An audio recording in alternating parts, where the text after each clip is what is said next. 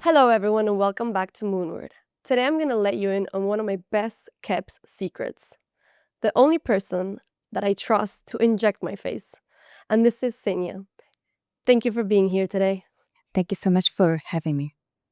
Senia, how would you tell the audience what was your aesthetics journey to take you to be here today?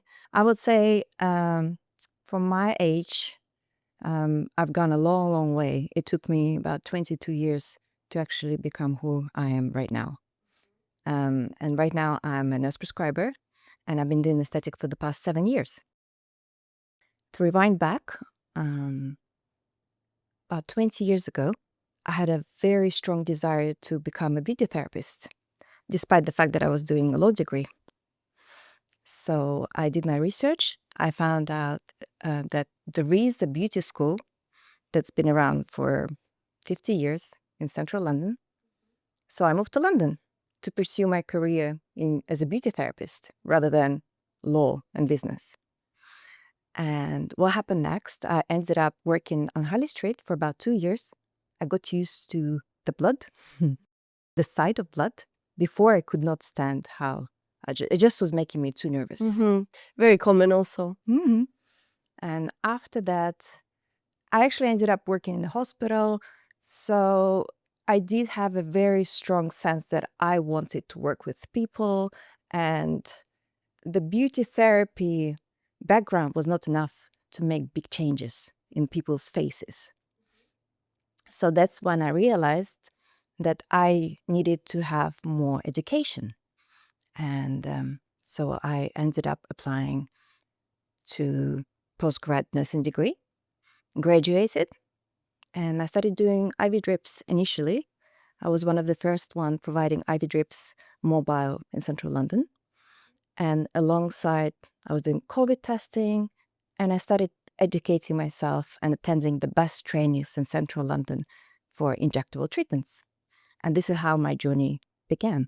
And I think all this kind of learning and has taken you to become such a trained professional that I see this in your practice. And I think this is kind of as soon as we first met, this feeling of like trust, on this feeling of like how oriented and detail oriented you are in your practices, and how you will only kind of recommend me things that are correct, that will only be better for my improvement of my overall face. And that's, I think, this step between making me feel how I feel inside with like looking the way that I feel. I think you really kind of do that little bridge, and I felt that from the very start. And this is why I feel like that's something that we need to mention, of why you become my go-to in this universe of injectables. People would love to know, what do you think is the most overrated treatment nowadays? I would say probably polynucleotides. So this is salmon sperm. Yeah, but even though in my practice, to be honest, I cut down drastically on polynucleotides because all of my clients had it intradermally, subcutaneously, which means deep into the tissue. So now we're just doing top-ups. To be honest, I do believe there's a next stage in collagen stimulation. So there are hybrid products out there, such as Juvilook and Lenisna. And in my practice, they are taking over. They're taking over Sculptra. They're taking over Estefil. They're taking over La Luma. And they're so versatile, so practical. To be honest, anyone who can walk in from the age of 20, I can probably apply it. But wait a second. What are polynucleotides? Is this salmon sperm, or is this sort of collagen? It falls under the umbrella of regenerative treatments. Yes, and it comes from the extract of the salmon sperm DNA. So it's nothing to do with the sperm. It's the extract of DNA. If you were to inject the actual sperm, it would not be biocompatible at So all. this is a myth that it's an actual salmon sperm. No, you're correct. Okay, understood. And this sperm facial, It's I not mean, real. it's not a facial. Let's start from there. It's not a facial, it's injectable treatment. And nowadays you can find a lot of polynucleotides in the creams and the serums, but they're not as effective. We all know it. You need to inject them for them to actually be worth it. Just like hyaluronic acid. So In terms of, we're speaking about salmon sperm polynucleotides, what do you normally use this for? And what are you trying to replace it with? I've got a very large group of ladies who switched completely from dermal fillers based on hyaluronic acid to polynucleotides. So I use them to improve the subcutaneous tissue.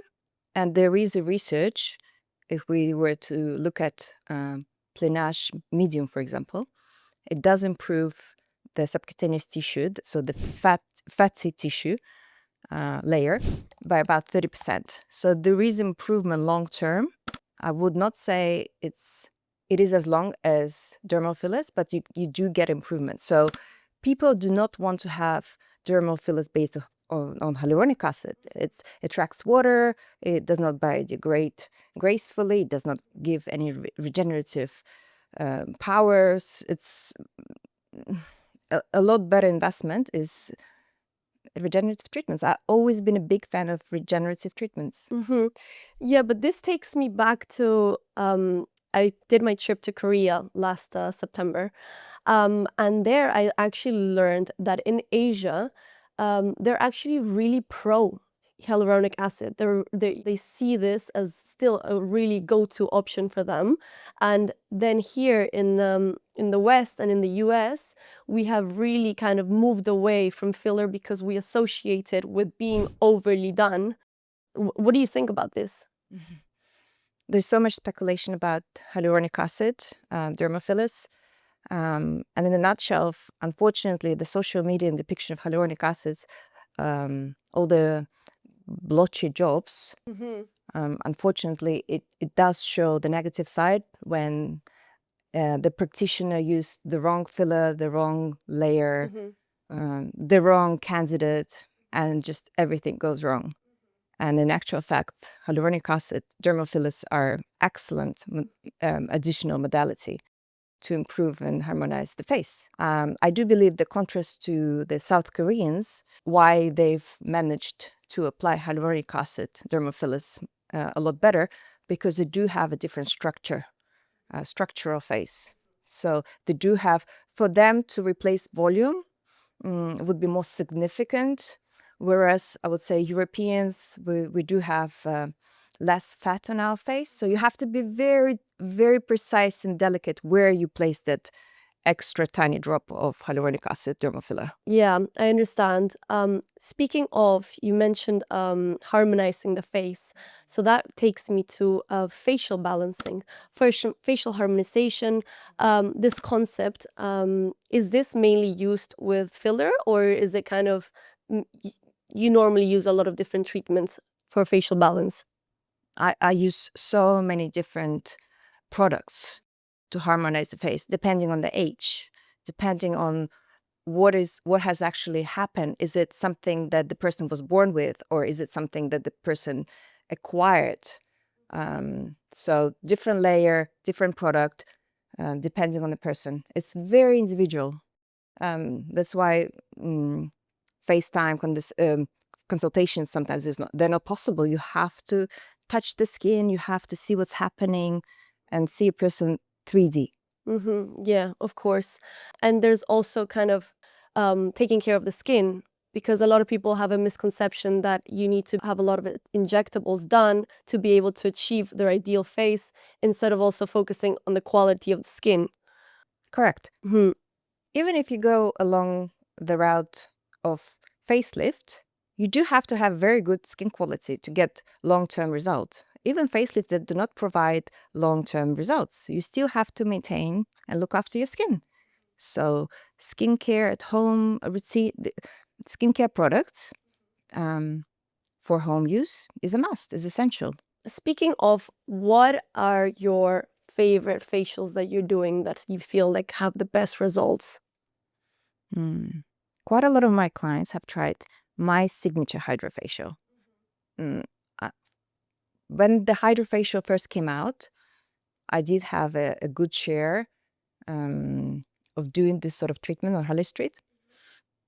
And what happened, because of my background, I developed a very interesting hydrofacial, which includes so many different parts to it, including steaming, ultrasound cleansing, hydrofacial. Um, I do have, I did the training with Yakov for sculptural facelifting. So I apply my massage techniques as well during that facial.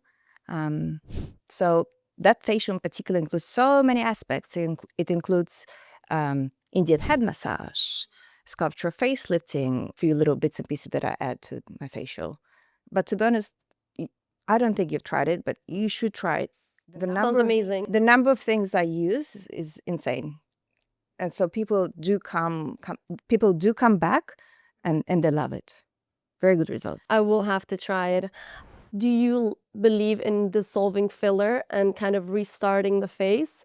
Or do you believe people, there's this kind of misconception also that I read online where people think that filler never kind of leaves the face? Or do you think it's possible to completely remove it?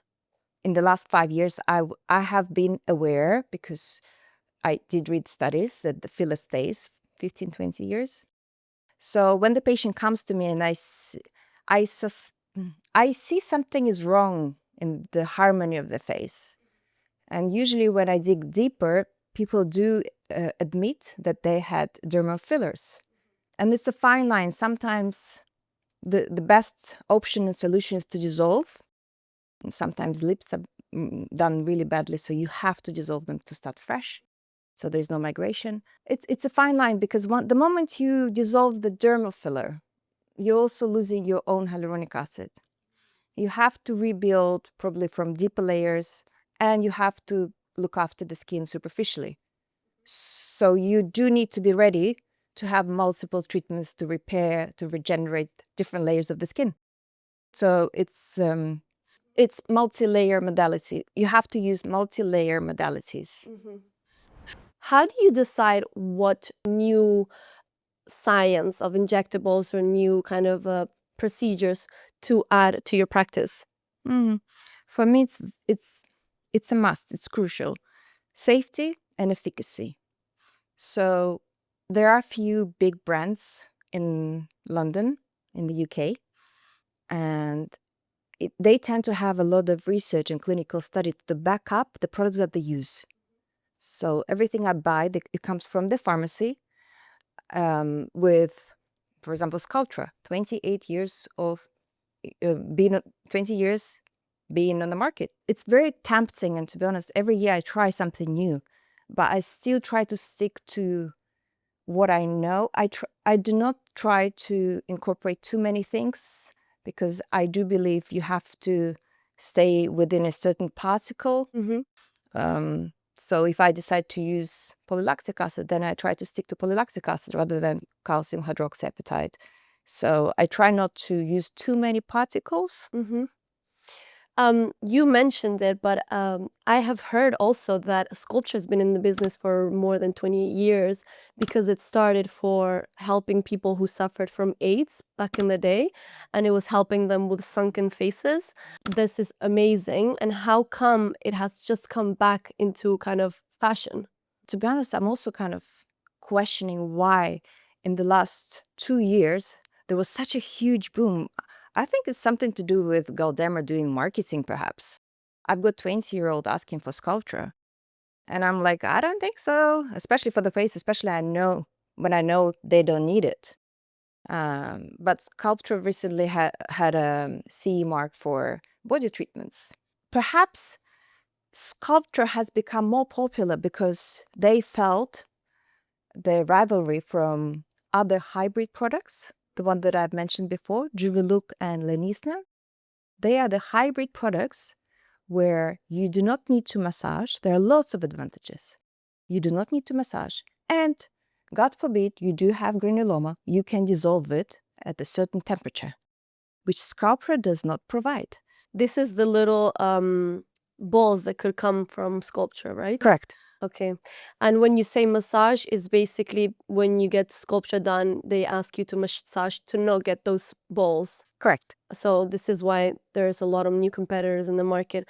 But yes, I've seen some crazy, crazy videos about sculpture and how in America they are offered a lot, a lot, a lot. And also even in when I was in Asia, it's something that they discuss a lot. If I were in my 20s, well, I am in my 20s, but if I were in my 20s and I suffered from a lot of acne, what would be my ideal plan? Kind of an overview. I know you do very kind of custom plans. How would you treat someone who has this kind of profile? So we have to look back at your skincare routine. I would have to double check what you use as a cleanser. Ideally, you want to use your AHA, BHAs ingredients in your cleansers. Um, Perhaps we might add a toner. If it's active acne, it's very individual. So are we talking about somebody who doesn't have active acne? I think it's someone who has acne, who's suffering from acne, and also has some previous kind of acne marks that have kind of been dragging from for a couple years now, and they want to see they have a medium budget, and they want to treat maybe with injectables, maybe with something like a yearly plan or like a 6-month plan of how you can kind of achieve your ideal skin. So I would say skincare is a must. Usually I go through what the person is using and trying to spot what can be changed, what can be improved. As for in-clinic treatment, I would recommend, especially for your young patient, especially patient who's got a scarring, acne scarring, pitted scarring, PRP is the first choice, followed by polynucleotides. So very good anti-inflammatory properties that these two treatments have. And also, if the skin is dehydrated, acne patients do suffer from dry skin Mm-hmm. after overusing products. Usually, they tend to use too many products too much. Mm-hmm. Hyaluronic acid, so something with like a skin booster, hydrating, Okay. but very mild, very gentle for 20-plus-year-olds. Nothing crazy. I love to start my first time clients with your own plasma PRP. I think it's the best thing to start with. PRP and profiler. Quick, easy, not as invasive. And you need how many sessions to see some results for PRP? Usually you need 3 weeks to see final results.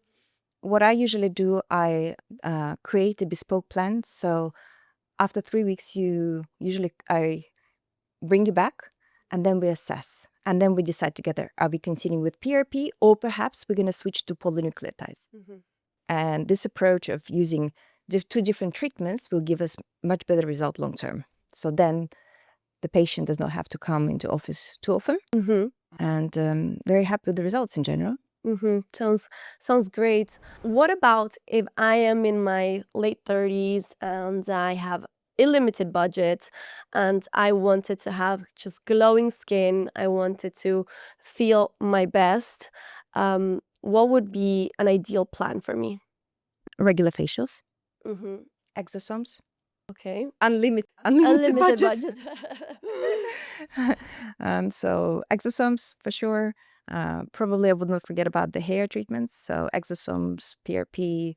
We can do polynucleotides. A little bit of polynucleotides dip into the tissue, kind of create this what I called chiselness, chisel effect, which is I think is it's very sexy. I would say after towards once you turn 38, things change drastically. So then you have to incorporate some other things. But if you can get away with, microneedling, exosomes, and profilo, um, hyaluronic acid with amino acids, it's great. Um, what I also love doing, for example, with my rosacea clients who's got a lot of redness, uneven skin tone, I love using hyaluronic acid with tiny splash of toxin. So to give this nice porcelain skin polished effect,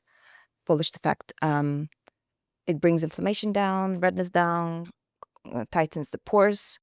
Very nice effect, glass skin effect. I was reading about this new filler that they're kind of recommending that I even saw Hailey Bieber speaking about because she says She loves it. It's kind of like a filler made with your own blood. PRF. PRF. I've done PRF, which is they take your blood, but it's called Easy Gel, and basically they heat it and then they cool it, and it kind of like makes your blood like a gel consistency. Amazing. Loved it. Had it done myself 3 weeks ago. Yes. Absolutely love it. So what I find with my patients, after using a lot of collagen stimulation and so on, I'm looking for something a little bit more natural approach, because collagen stimulation does create a bit of fibrotic tissue. So you cannot constantly stimulate the skin. You have to give a break. What do we use? We can go for polynucleotides, or we can go for something even more natural, PRF, platelets-rich fibrin. Gives beautiful volume, very natural, and it releases growth factors over a period of 3 to 8 months. So it does last quite a long time. Yeah. But do you need, how many sessions do you need? Because I've heard that something so thin, so lightweight, like, because I guess hyaluronic acid is a bit of a more solid. No, it's a bit like a texture is a bit solid. Long term. It lasts longer. That's why it can maybe stays, as you said, maybe 10 years, you have some leftover. But from what I read about PRF is that maybe you need more sessions to kind of build the tolerance, because it's such like a liquid, and because it's your skin, maybe it absorbs. Correct. It depends when you start doing aesthetic treatments. If you start doing them early on, then it's a maintenance, it's a top up. So once a year. I have clients that come once a year. I have clients, on the other hand, those who do not want to have any toxin done, any Botox, any fillers, and they go for PRF. Once you're past certain age, of course you need more treatments. It's normal, it's natural. So it's very individual, and you do need multiple sessions to create the look that you want, or to repair and restore the volume, usually in the face. But it sounds like a fascinating filler replacement for something a lot more natural. Speaking about natural, I want to kind of touch base with my personal experience.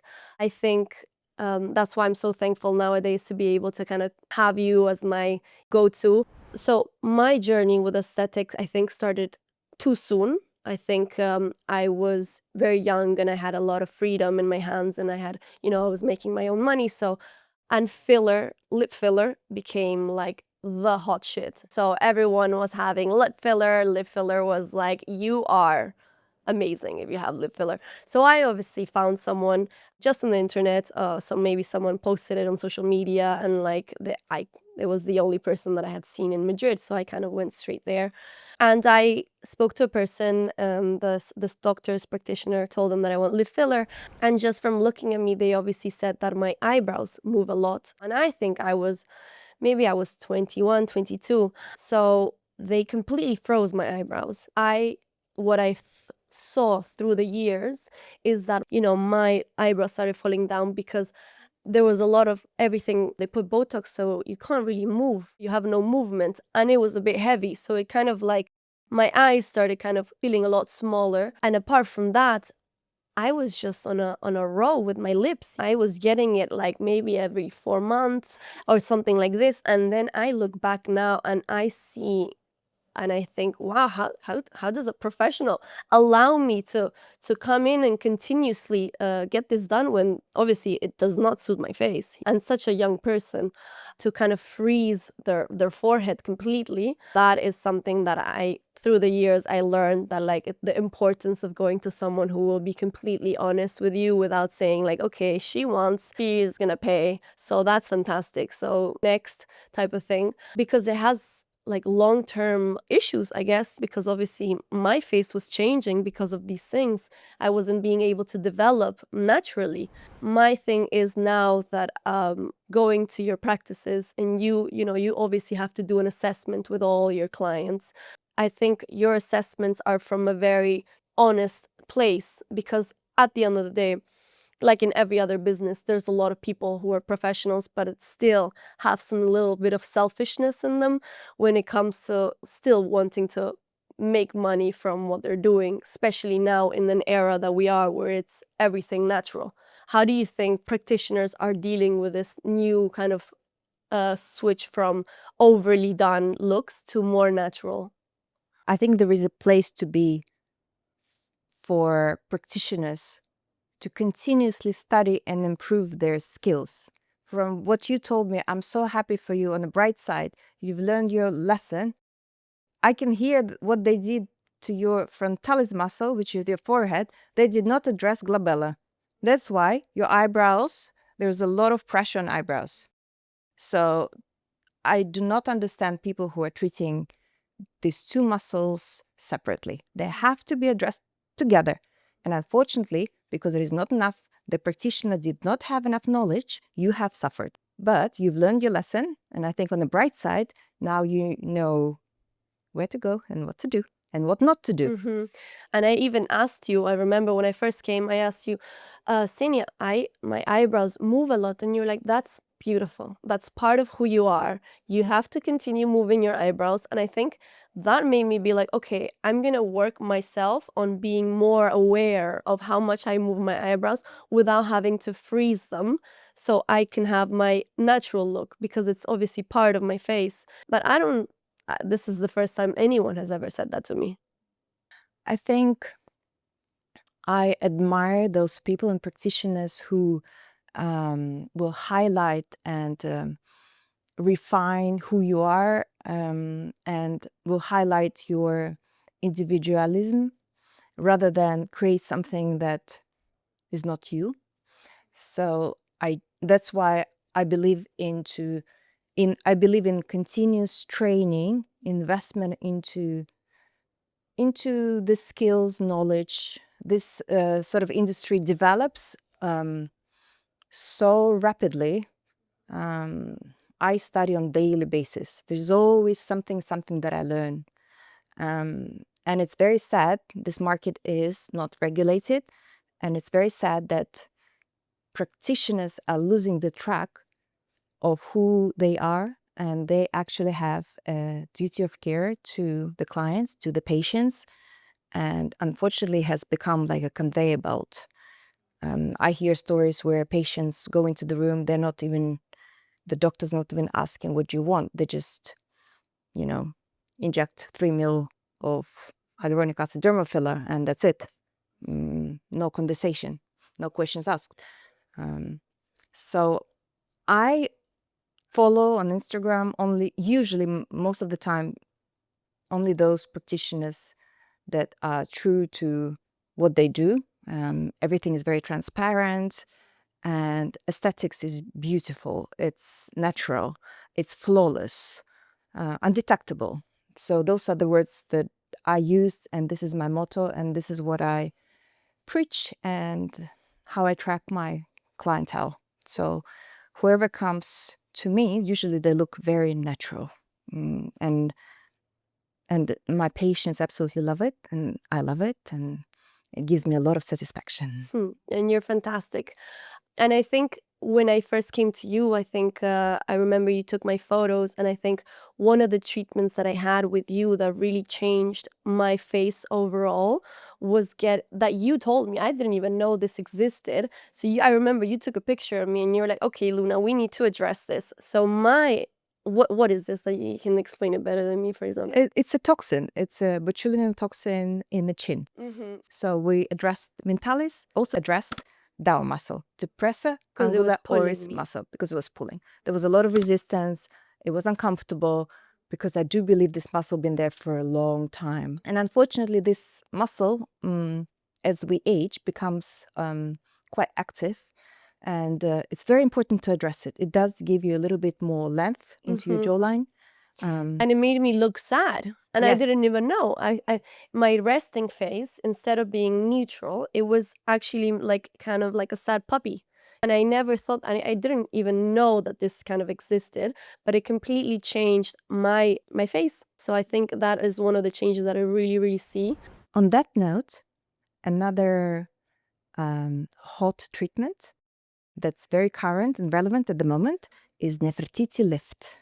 I absolutely love it. What is this? I know that she's Egyptian and I love her, but I don't know what this is. It's just to define your jawline.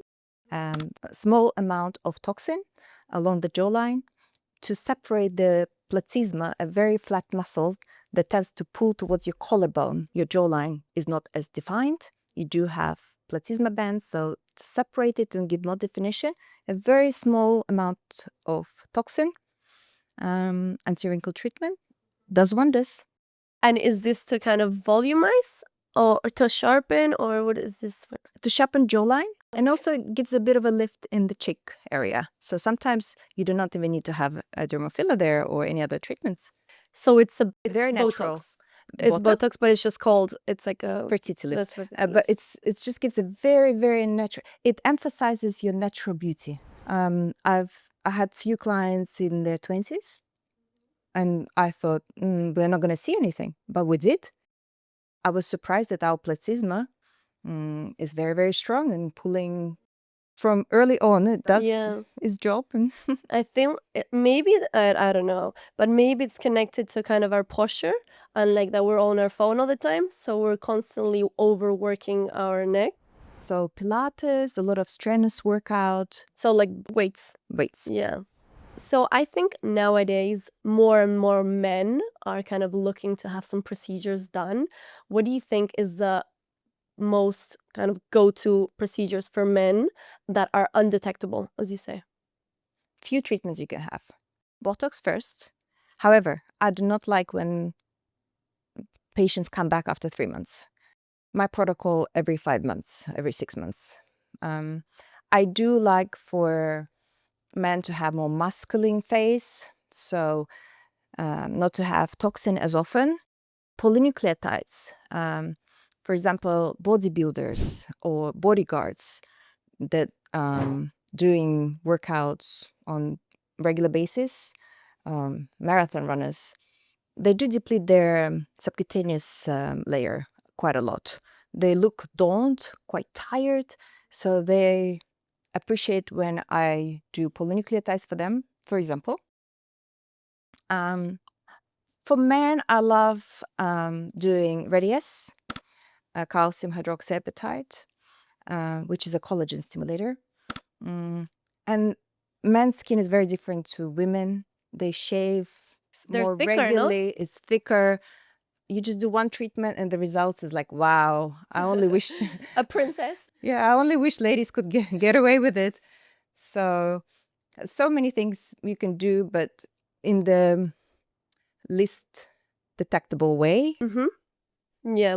So obviously they need a lot less to kind of look better. Huh? To be honest, men in general, they need to start from the basics. Skincare, cleanse your face and moisturize it. Use SPF. That's how we start. Claro. Yeah, it's the basics that they need to learn also. And I think more and more skincare for men is coming out now because of these men looking to focus more on their, their skin and looking good. A lot of this generation men are really focused on how they look, I think, more than ever through history. But I also want to discuss with you, Senia, your IV kind of career and focus, and how you, for example, me that can hear me, I'm not on 100% healthy right now. I just haven't been to visit you. Me, that I'm congested right now, what would my ideal IV drip be? High dose vitamin C, glutathione, zinc, Myers cocktail? Myers cocktail. Yeah. So basic. Don't forget, I do ozone therapy. So if you want a complete fix, perhaps we do a bit of ozone therapy, few passes, and then Myers cocktail. So why not? What is, for people that don't know, what is ozone therapy? Ozone therapy is a type of therapy, and it uses O3, which is like almost like O2, but supercharged oxygen. What it does, it provides oxidative therapy rather than antioxidant therapy. So, as I said, vitamin C, high dose, it brings inflammation down because it's antioxidant. Whereas when we do ozone therapy, it's actually oxidative therapy. And what it does in response, it uses this oxidative stress and produces your own endogenous antioxidants, vitamin C, NAD. The list is endless. Well, you just mentioned it, but there is such a big hype with NAD. What are your thoughts about it? You kind of offer this IV drip, and I have actually tried it, but I wanted you to share first your personal experience or personal opinion. I think it's something that the person should try. Does it work for them? It doesn't. Nobody can actually evaluate. Nobody would actually know how it's going to work for that particular person, for you. You have to try it for yourself. But what does it actually do? So it's primarily it supercharges you from within the actual cell, each cell of your body. So regeneration. It's more on the neural level. Well, my personal experience with NAD, I remember I was very excited to try it. I had seen so many videos about NAD and the benefits and how you're gonna become this superwoman and superhero. And I did. I did, but it was too much for me because I am a person that like naturally has so much energy that I think adding on NAD, like I was not able to even sleep. But for example, for a person that like normally tired or doesn't have a lot of energy or is a little bit lazier, it could be something that it works really well because it's the energy levels and the concentration was incredibly high. It just wasn't for me. I think wasn't for you for your age, for your circumstance, but as you get older, unfortunately, everything becomes depleted, and our mitochondria refuses to work properly. So at that point, then it's time to start thinking of something more proactive, like energy. Yeah. Before we wrap up, I would love to ask you some rapid questions. So it will just be quick answers and the first thing that comes to mind. Are you ready? Best treatment for skin glow. Exosomes. Best anti-aging treatment overall. PRP. Treatment you would never do on yourself. Hyaluronic acid dermal fillers in my bum. Most overrated treatment in aesthetics. NAD. Celebrity with the best aesthetics work. Demi Moore, once she fixed herself. Celebrity that most of your clients want to look like the face that you're asked for most. Hailey Bieber. Xenia, that's all for today. Thank you so much for being here and sharing all your knowledge on aesthetics and IV, everything in between. Thank you so much for having me. Truly appreciate. See you next time. Thank you.